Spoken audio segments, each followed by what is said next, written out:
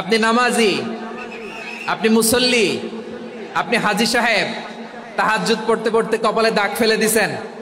আপনার প্রতিবেশী হিন্দু, ভাবছেন আমার তো পাওয়ার আছে, ওর জমিটা দখল করি। বিশ্বনবী বলেন কিয়ামতের দিন ওই হিন্দুর পক্ষে তোর বিরুদ্ধে আমি বাদী হয়ে দাঁড়াবো। পৃথিবীর কোন ধর্মে এরকম স্টেটমেন্ট পাবেন? পাবেন? আপনি ভাবছেন আপনি নামাজ পড়লে হাজী সাহেব কপালে দাগ ফেলাই দিলে আপনি সেলসেলায় জান্নাতে চলে যাবেন না? খবরদার।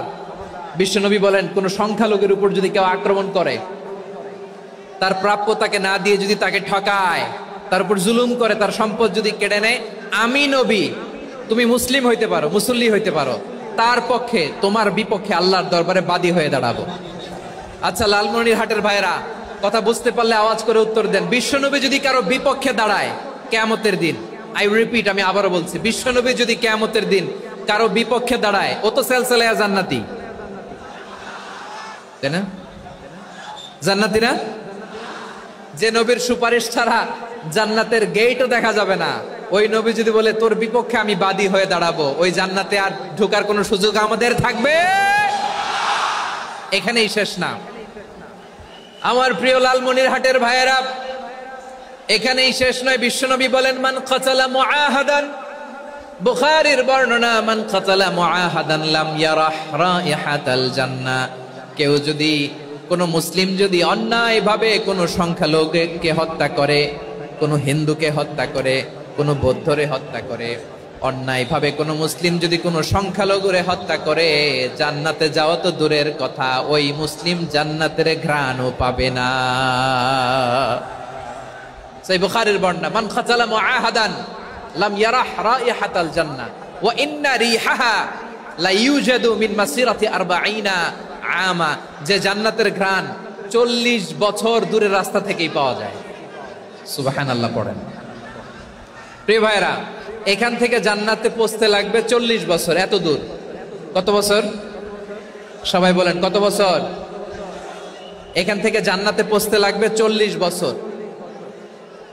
এত দূরে থাকতেই জান্নাতের ঘ্রাণ আপনার নাকে এসে ধাক্কা মারবে। বিশ্বনবী বলেন যে ব্যক্তি কোন সংখ্যালঘুকে হত্যা করে, জান্নাতের ঘ্রাণ তো পাবেই, জান্নাতে তো ঢুকতে পারবেই না, জান্নাতের ঘ্রাণও তার নাকে লাগবে না। পড়েন না আউযুবিল্লাহ। তাহলে সংখ্যালঘুদের ব্যাপারে ইসলামে অধিকার দেয়া আছে না নাই? লালমনিরহাটের ভাইয়ের আওয়াজ করে বলেন, আমার সংখ্যালঘু হিন্দু ভাইদের রাইটস, অধিকার আমাদের ইসলামে প্রোটেক্টেড আছে না নাই? এখানেই শেষ না। বিষ্ণু ইসলাম আপনার অমুসলিম প্রতিবেশীর সাথে ভালো আচরণ করতে বলেছে। আমাদের হয় না, এটা মুসলিম পাড়া, ওটা বৌদ্ধ পাড়া, হয় না? অনেক সময় হয় না, এটা আমাদের মুসলিম পাড়া, ওইটা হিন্দু পাড়া, এরকম আছে না নাই? লালমনিরহাটে নাই না? আছে? হিন্দু যদি আপনার প্রতিবেশী হয় কি করবেন? ওরে কষ্ট দিবেন নাকি? কেন? ও তো হিন্দু, ও তো আমার আল্লাহরে ডাকে না, ওরে কষ্ট দিলে জায়েজ হবে না? খবরদার।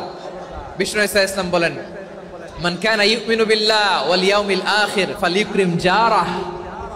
যে আল্লাহ বিশ্বাস করে আর আখিরাতে বিশ্বাস করে, সেজন্য প্রতিবেশীর সাথে ভালো আচরণ করে। সুবহানাল্লাহ।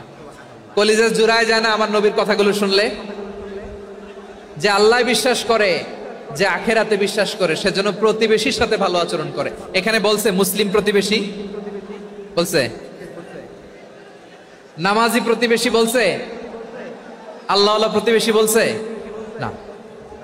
প্রতিবেশী আস্তিক হোক নাস্তিক হোক, প্রতিবেশী মুমিন হোক মুশরিক হোক, প্রতিবেশী হইলেই তার সাথে ভালো আচরণের দরকার আছে না নাই?